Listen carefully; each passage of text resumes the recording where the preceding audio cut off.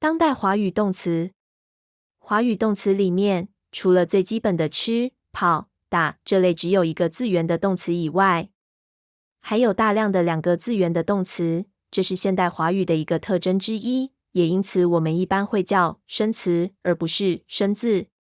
在两个字元的华语动词里面，又有好几类的区分。一、动词加名词，如吃饭、睡觉。在这里，我们把整个生词当作动词看待，但其组成成分是前动词、后名词的形式。这种动词又有以下几个特色。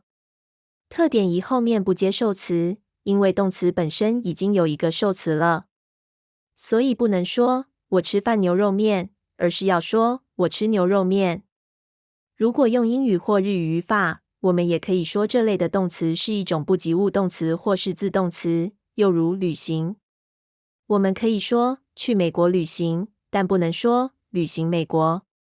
特点二，修饰可以放在两个字元的中间，有时我们也称之为离合词，因为可以把动词拆开在中间加上修饰，如吃了早饭，睡了5个小时的觉。而在表达动作完成的了的接续位置，则可以接在动词后面，或是两个字元的中间，但意思略有不同。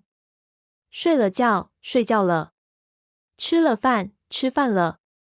二、动词加动词，如喜欢、研究。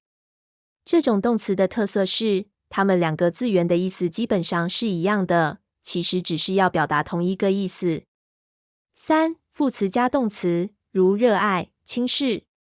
热爱的热表达强烈的情绪，轻视的轻形容在心中的分量不高，都是用来修饰后面的动词爱跟视。四、动词加补语，如看到、冻僵。看到的看表示看的结果，冻僵的僵表示受冻之后的状态。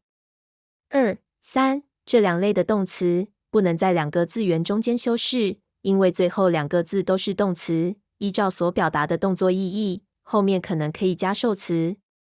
四的种类比较复杂，有些是不及物动词，如冻僵；有些可以当作离合词，在两个动词中间加上修饰，如看到、听见等。